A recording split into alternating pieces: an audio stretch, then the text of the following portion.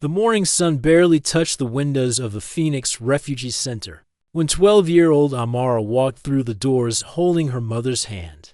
Her small fingers wrapped tightly around her mom's palm, feeling the rough skin that told. Stories of hard work and sleepless nights. 6 months had passed since they arrived in America, and every day felt like climbing a mountain. That never seemed to end. Dr. Folake sat in the plastic chair, her back straight despite the weight of worry pressing down on her shoulders. She wore her best dress, the blue one she had saved from their old life, now faded but still clean.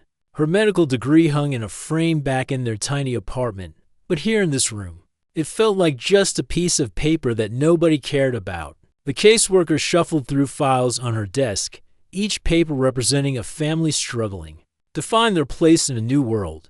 She had seen hundreds of cases like this one, but something about this mother and daughter made her pause. Maybe it was the way the little girl never let go of her mother's hand, or how the mother's eyes held both sadness and hope at the same time. "We've been trying to find work opportunities," the caseworker said, her voice gentle but tired. "The hospital positions require local certification, which takes time and money that I know you don't have right now." Double quotes. Dr. Folake nodded, understanding. More than she wished she did. In Nigeria, she had run a small clinic where people came to her when they were sick or scared. She had delivered babies, treated fevers, and saved lives. Her hands, now folded in her lap, had once held the power to heal. Now those same hands felt useless in a country that saw her as just another refugee needing help. "There are cleaning jobs available," the caseworker continued, almost whispering the words. "Hotel housekeeping, office buildings, some private homes. The pay isn't much, but it's something." Amara felt her mother's hand tighten around hers. She looked up at her mom's face and saw something that made her heart hurt. Her mother, who had always been strong and confident, looked small in that moment. The girl remembered how people used to come to their house back home, thanking her mother for making them feel better.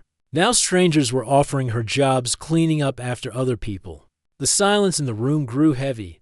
Dr. Folake stared at the floor, thinking about the choices that had brought them here.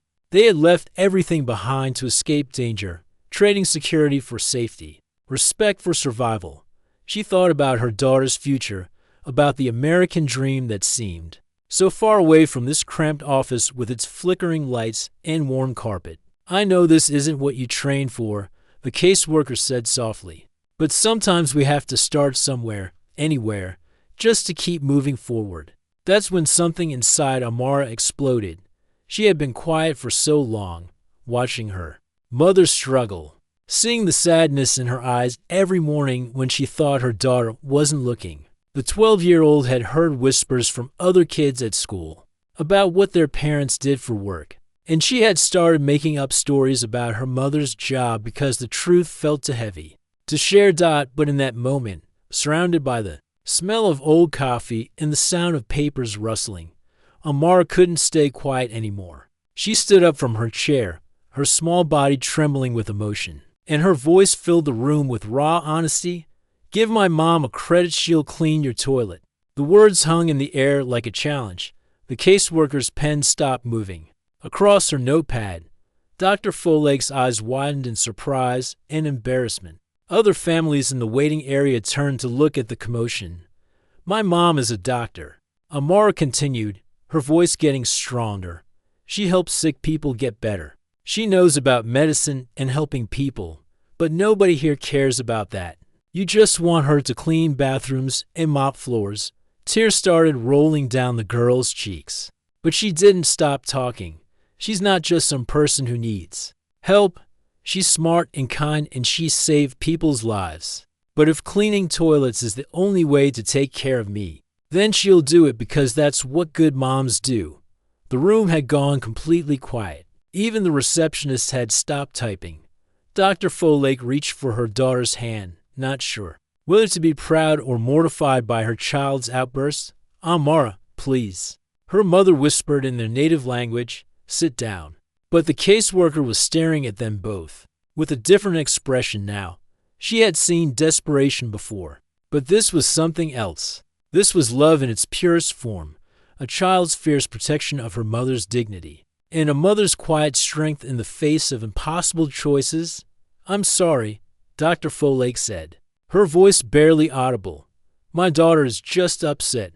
We've been having a difficult time, and she doesn't understand how things work here yet." The caseworker set down her pen and looked directly at the mother and daughter. For the first time in months of meetings, she really saw them, not as another case file or another problem to solve, but as real people with real talents and real pain. "No," she said slowly. "Don't apologize. Your daughter is right to be upset. And she's right about you too." Something shifted in that moment. The caseworker's mind began working differently, thinking about the people she knew, the connections she had made over years of helping families like this one. She remembered conversations with neighbors, stories about elderly people who needed help, and the growing number of professionals who had fled their home countries, carrying nothing but their knowledge and hope. "Let me make some phone calls," she said, closing the file folder on her desk. There might be another way to do this. As they left the office that day, Amara walked a little taller beside her mother. She had spoken up for the first time in months, and even though she was scared about what would happen next, she felt proud of what she had said. Her mother was a doctor, and someday everyone would know it. Dr. Folake squeezed her daughter's hand as they walked toward the bus stop. The road ahead was still uncertain, but for the first time since arriving in America, she felt like someone had really heard their story. Someone had seen beyond the paperwork and the language barriers to understand who they really were. Neither of them knew that within days, that moment of raw honesty would change everything.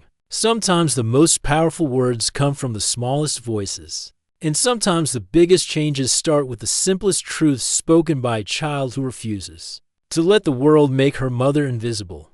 3 days after that emotional scene at the refugee center, Rosa sat at her kitchen table sipping coffee and thinking about the mother and daughter. She couldn't get out of her mind. The caseworker had been doing this job for 8 years, but something about Amara's fierce words and Dr. Folake's quiet dignity had stayed with her. Through every moment since, she pulled out her phone and scrolled through her contacts, stopping at a name she hadn't called in months. Eleanor Whitman lived just 2 streets over from Rosa's apartment, in a neighborhood where the houses had been built in the 1950s and still held the charm of an earlier time. Rosa had met Eleanor at a community meeting about neighborhood watch programs, and they had talked afterward about the challenges of living alone. Eleanor was 78 years old and had been married to the same man for 52 years before losing him to cancer 6 months ago. Her house, which had once been filled with the sounds of family gatherings and holiday celebrations, now echoed with a silence that felt too heavy for one person to carry.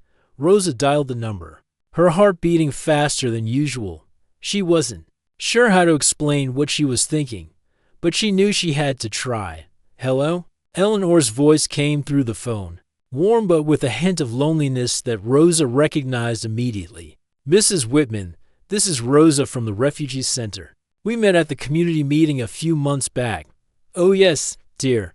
How are you doing? Is everything all right?" Rosa took a deep breath. "I have an unusual request, and I hope you'll hear me out.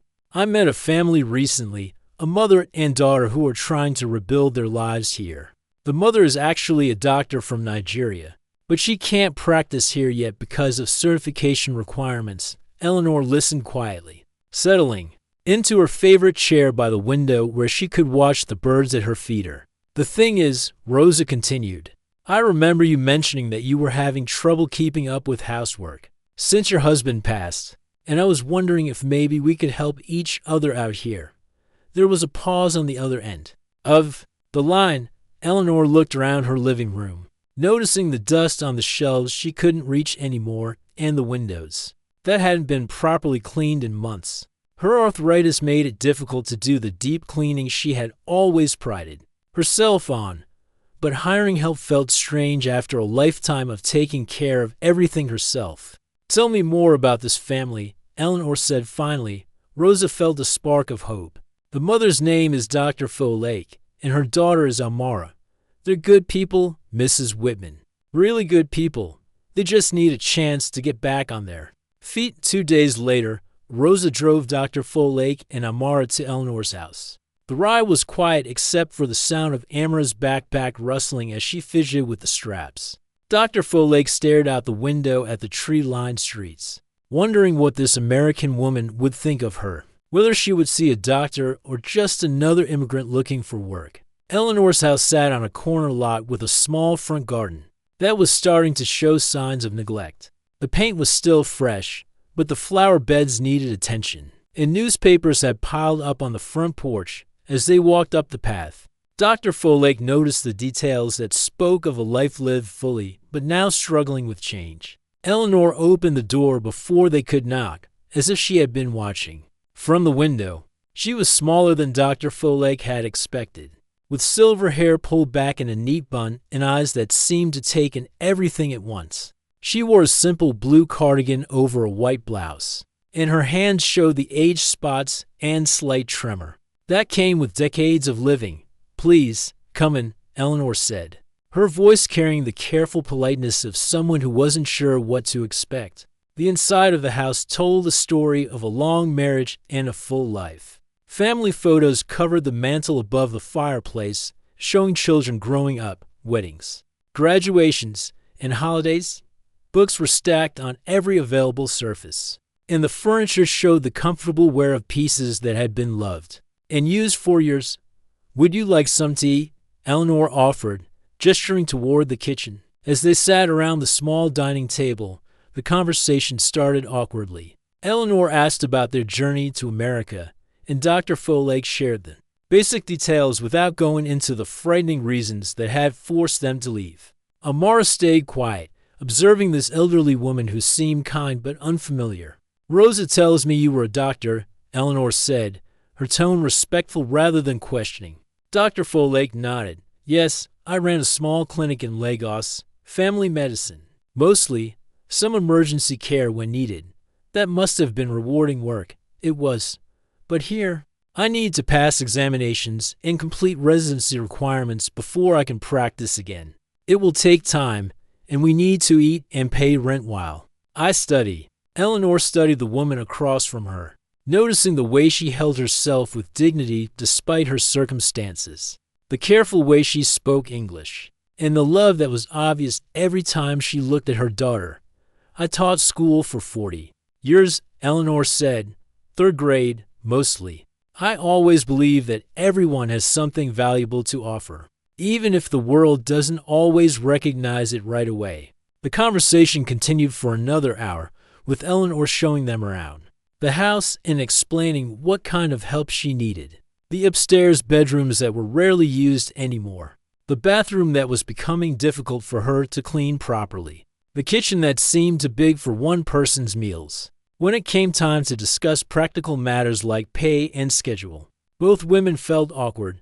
Eleanor had never hired domestic help before, and Dr. Folake had never worked as a housekeeper. But somehow, they managed to work out the details.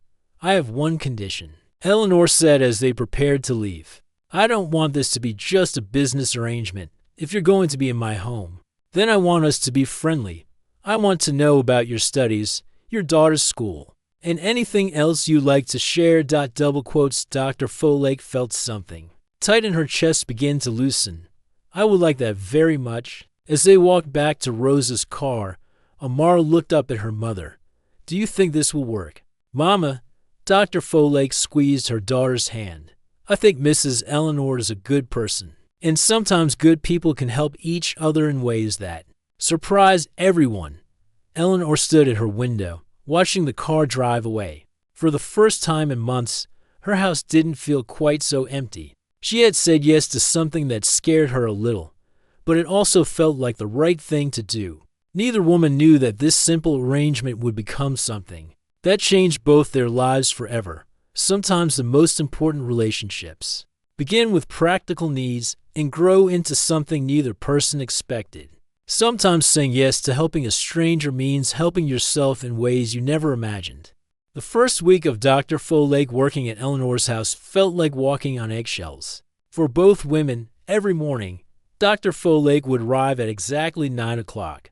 carrying a small bag with cleaning supplies and wearing clothes that could get dirty. Eleanor would greet her at the door with a cup of coffee and a nervous smile, both of them trying to figure out how this unusual arrangement was supposed to work. Dr. Folake had cleaned houses before, but never for someone who insisted on making her breakfast and asking about her medical studies. Eleanor had lived alone for months, but never with someone moving through her rooms, touching her belongings, and bringing life back into spaces that had grown to quiet. The real trouble started when Eleanor's daughter Patricia came to visit on the second Thursday.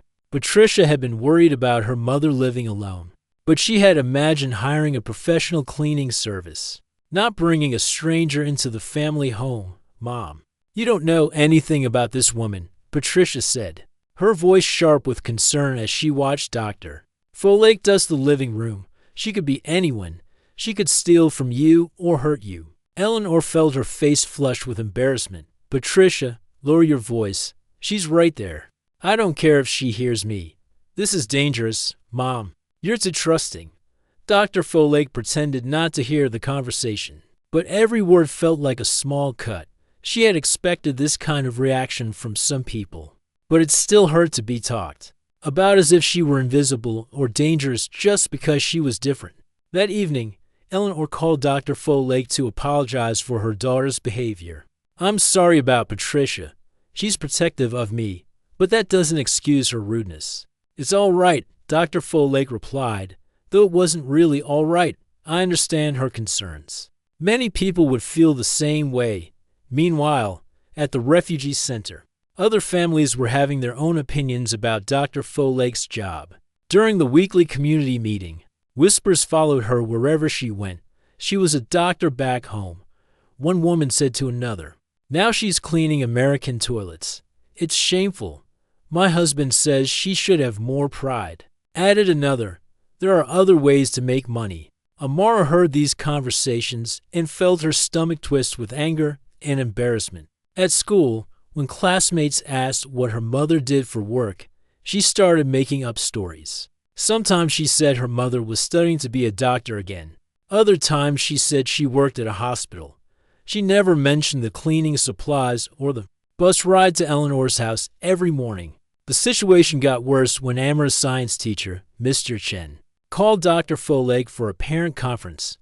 Amara had been falling behind in her grades, and her usually bright personality had become withdrawn and sullen.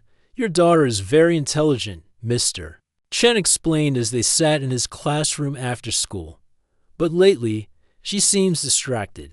She doesn't participate in class discussions anymore, and her test scores have dropped." Dr. Folake looked at Amara, who was staring at her hands folded in her lap. "Is there something wrong at home?" Mr. Chen asked gently. "No, sir," Amara whispered. "Everything is fine."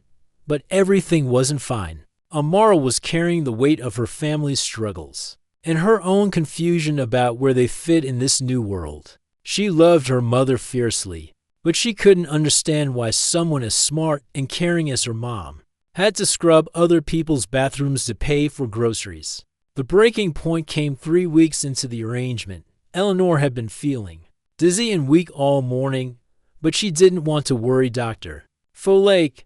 She tried to make lunch for both of them, as had become their routine. But as she reached for a pot on the high shelf, her vision blurred and she felt herself falling.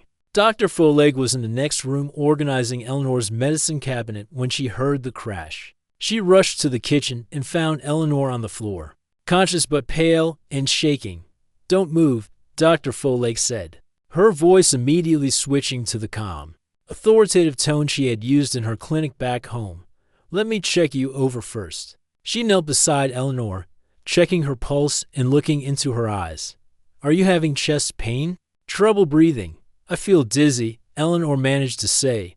"My heart is racing." Dr. Folake quickly assessed Eleanor's symptoms, recognizing the signs of a possible heart episode. She called an ambulance while keeping Eleanor calm and stable, using skills she hadn't needed in months but had never forgotten. "You're going to be all right," she said, holding Eleanor's hand. "I think you're having some heart rhythm problems, but we caught it early." When the paramedics arrived, Dr. Folake gave them a clear Professional report of Eleanor's symptoms and vital signs. The lead paramedic looked surprised. "Are you a nurse?" he asked. "I'm a doctor." Dr. Folake replied simply. At the hospital, Eleanor's son David rushed in to find Dr. Folake sitting in the waiting room. He had heard about his mother's cleaning lady from his sister Patricia, but he hadn't expected to find this composed, articulate woman who spoke to the doctors about his mother's condition with obvious medical knowledge. "The doctor said you probably saved my mother's life," David said, sitting down beside Dr. Folake. "You knew exactly what to do."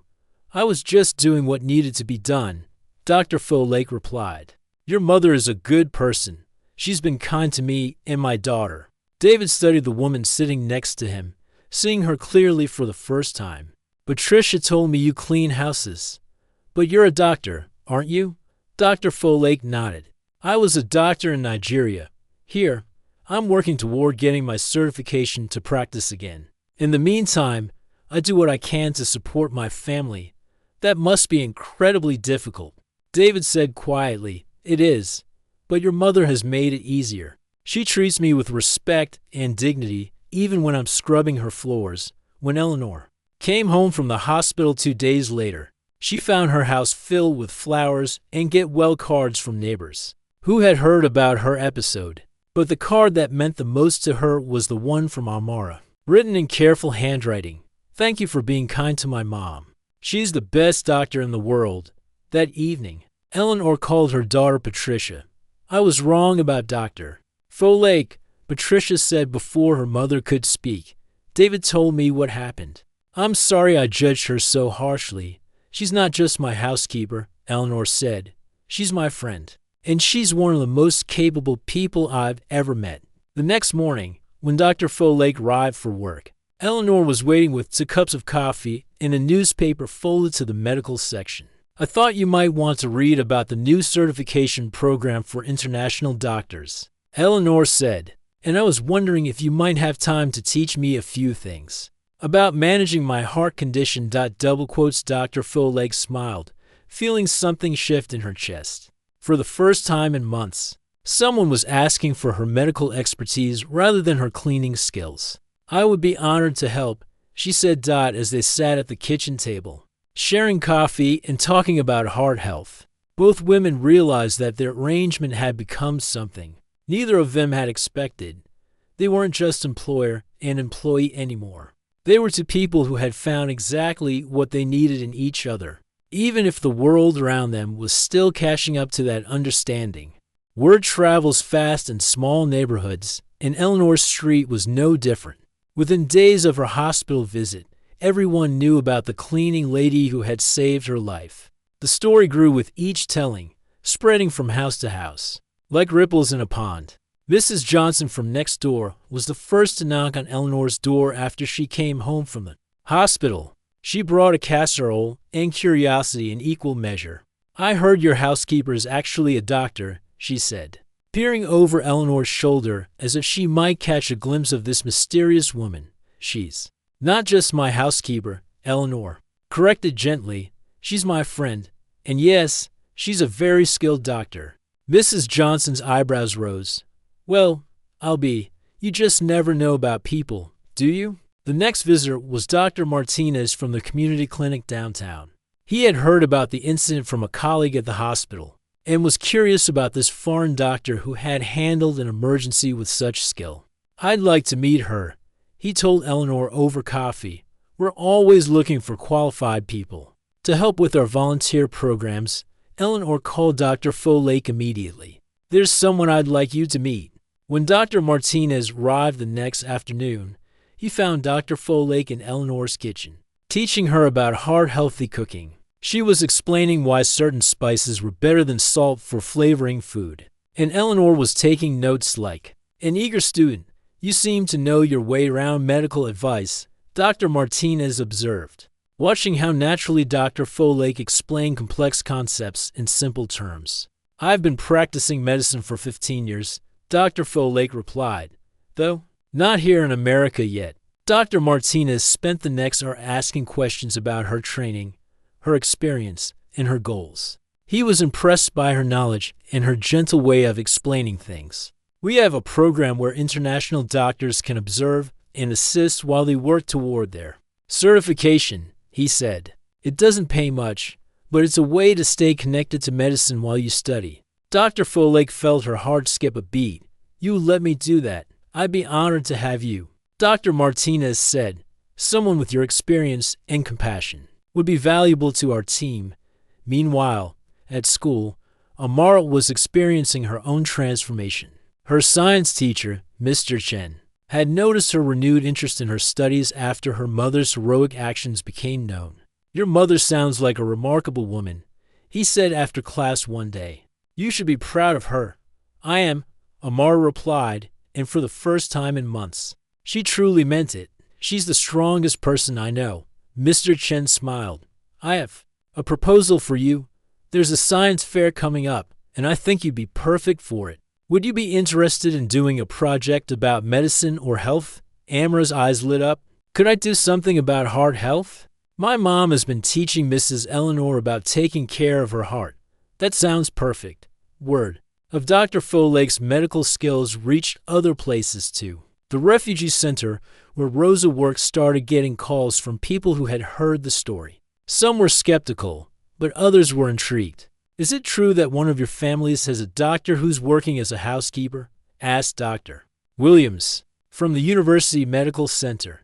I've been wondering if we could create a mentorship program for international medical professionals. Rosa smiled as she took notes. Let me put you in touch with her. Eleanor's son David turned out to be more helpful than anyone expected. As a local news producer, he had connections throughout the city, and he couldn't stop talking about the doctor who had saved his mother's life. This is a story people need to hear, he told Eleanor. Not just about Dr. Folake, but about all the skilled people who come here and can't use their talents right away. I don't know if she'd want that kind of attention, Eleanor said carefully. Let me ask her, David suggested. Sometimes telling one person's story can help change things for everyone. When David approached Dr. Folake about doing a news story, she was nervous but interested. I don't want pity, she said firmly. I want people to understand that refugees aren't just people who need help. We're people who have skills and experience to offer. That's exactly the story I want to tell, David assured her. The news segment aired on a Thursday evening.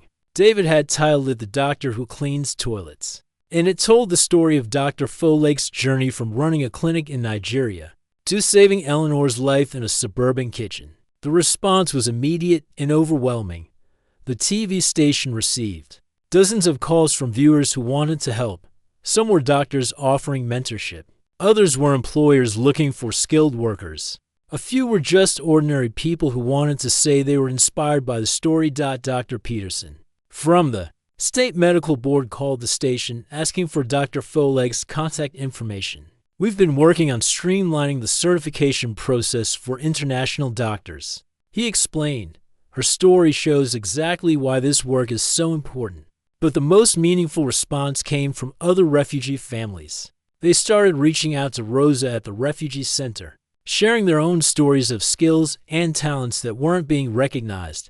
I was an engineer, said one man. I know how to build bridges, but here I deliver pizza. I was a teacher for 20 years, said a woman. Now I clean offices at night because no one will recognize my education. Rosa realized that Dr. Folake's story had opened a door that had been closed for too long. She started organizing meetings where skilled refugees could share their experiences and support each other. Eleanor watched all of this unfold with amazement. What had started as a simple arrangement to help with housework had become something much bigger. She had gained not just a friend, but a new understanding of the world around her. You know what I think, she said to Dr. Folake one afternoon as they sat in her garden, watching Amar help plant new flowers. What's that? I think you saved my life in more ways than one. Not just from the heart attack, but from the loneliness and the feeling that my best days were behind me. Dr. Folake smiled. And you saved mine too. You saw me as a person when everyone else saw me as just another refugee needing help. Amara looked up from the flower bed, dirt on her hands and joy on her face. "Mom, Mrs. Eleanor, look at this. The seeds we planted last week are already growing." Both women laughed, understanding that Amara was talking about more than just flowers. Sometimes the most important growth happens when you're not even looking for it. When two people from different worlds discover they have more in common than they ever imagined. The ripples from their friendship continued to spread, touching lives they would never meet and changing minds they would never know about. But in Eleanor's garden, on a sunny afternoon, all that mattered was the simple truth that kindness and understanding could bloom anywhere, as long as someone was willing to plant the seeds. 2 years had passed since that first desperate day at the refugee center, and the world looked completely different through Amara's eyes. She stood in front of her bedroom mirror, adjusting the blue ribbon on her science fair project display, preparing for the biggest presentation of her young life. Her project, Heart Health Heroes, How Communities Can Save Lives, had already won first place at the regional level. Today, she would present it at the state competition, with her mother and Eleanor sitting in the front row, beaming with pride. "Are you ready, sweetheart?" Dr. Folake called from downstairs. Amara took a deep breath and looked at the photo on her dresser. It showed her mother in a white coat, standing outside the community clinic where she now worked as a certified physician. Next to it was another photo of Eleanor at her 80th birthday party, surrounded by the unlikely family they had all created together. "I'm ready," Amara called back. Downstairs, Dr. Folake was putting the finishing touches on Eleanor's medication. Organizer, something she did every Sunday morning even though she no longer worked as Eleanor's housekeeper. The older woman had insisted on continuing to pay Dr. Folake during her transition back to medicine, refusing to accept any arguments about it. "You gave me my life back," Eleanor had said. "The least I can do is help you get yours back too." Eleanor emerged from the kitchen carrying a thermos of coffee and a bag of sandwiches. "I thought we might get hungry during the drive to the capital. You don't have to come with us," Dr. Folake said, though her smile showed how much she wanted. "Eleanor there, are you kidding? I wouldn't miss this for the world. That girl is going to change things, just like her mother did." The drive to the state capitol took 2 hours, and they spent the time talking about everything and nothing, the way families do. Eleanor told stories about her teaching days. Dr. Folake shared updates from the clinic, and Amara practiced her presentation one more time. "Remember," Eleanor said, "speak from your heart. The facts are important, but what matters most is helping people understand why this story matters." At the science fair, Amara's display drew crowds from the moment the doors opened. Her project told the story of how her mother had saved Eleanor's life, but it also explained the broader issue of how communities could better use the skills of immigrants and refugees. "My mom was a doctor who cleaned toilets," Amara explained. To the judges, her voice clear and confident, but she was still a doctor. She just needed someone to give her a chance to show what she could do. The judges were impressed not just by the science behind her project, but by the maturity and passion of her presentation. One of them, Dr. Roberts from the State University, lingered after the formal judging was over. "Your project addresses a real problem," she told Amara. "Have you thought about what you want to study in college?" "I want to be a doctor like my mom," Amara replied. "But I also want to work on policies that help immigrants use their skills. Maybe I'll study both, medicine and government." Dr. Roberts smiled. "That's exactly the kind of thinking we need more of." When the awards ceremony began that evening, Amara's name was called for second place in the state competition. As she walked to the podium, she could hear her mother and Eleanor cheering louder than anyone else in the auditorium. "This project started with a story," Amara said into the microphone. "It's the story of my mom, who was brave enough to leave everything she knew to give me a better life. It's the story of Mrs. Eleanor, who was kind enough to see my mom as a person, not just as someone who needed help. And it's the story of what happens when good people help each other." The applause was thunderous, but Amara only had eyes for the 2 women in the front row, both of them crying and clapping and looking prouder than she had ever seen them. Later that evening, At the celebratory dinner, Dr. Folake received a phone call that would change everything once again. It was Dr. Martinez from the clinic, but he wasn't calling about work. "I just got a call from the state medical board," he said, his voice excited. "They want to offer you a position on their new committee for international medical professionals. They're creating a fast-track certification program based on the work you've been doing." Dr. Folake felt her knees go weak. "They want me to help design the program? They want you to lead it. You'd be helping other doctors like yourself get back to practicing medicine faster and more efficiently." After she hung up, Dr. Folake sat in stunned silence. Eleanor reached across the table and squeezed her hand. "This is what was supposed to happen," Eleanor said softly. "From the very beginning, this is where your story was leading." 6 months later, Eleanor's backyard was filled with people celebrating her 80th birthday. The party was unlike anything the neighborhood had ever seen. Refugee families mingled with longtime residents. Doctors from the clinic shared stories with Eleanor's former teaching colleagues, and children ran between the tables speaking a mixture of languages. Dr. Folake stood at the edge of the crowd, watching Eleanor hold court at the center of it all. She was telling the story of how they had met, gesturing dramatically as she described Amara's outburst at the refugee center. And then this fierce little girl stood up and shouted, "Give my mom a credit, she'll clean your toilet," Eleanor said, causing the crowd to erupt in laughter. "I knew right then that I had to meet this family." Amara, now 14 and taller than her mother, was helping serve cake to the guests. She had grown into a confident young woman who spoke passionately about social justice and medical ethics, often surprising adults with her insights. "Mrs. Eleanor," she said, approaching the birthday girl with a special slice of cake, "I have something to tell you." Eleanor's eyes twinkled. "What's that, sweetheart?" "I got accepted to the summer program at the medical school. I'm going to be the youngest student they've ever had." Eleanor's face lit up with joy. "That's wonderful, but I have to ask you something important." "What? Are you still proud of your mom for being willing to clean toilets?"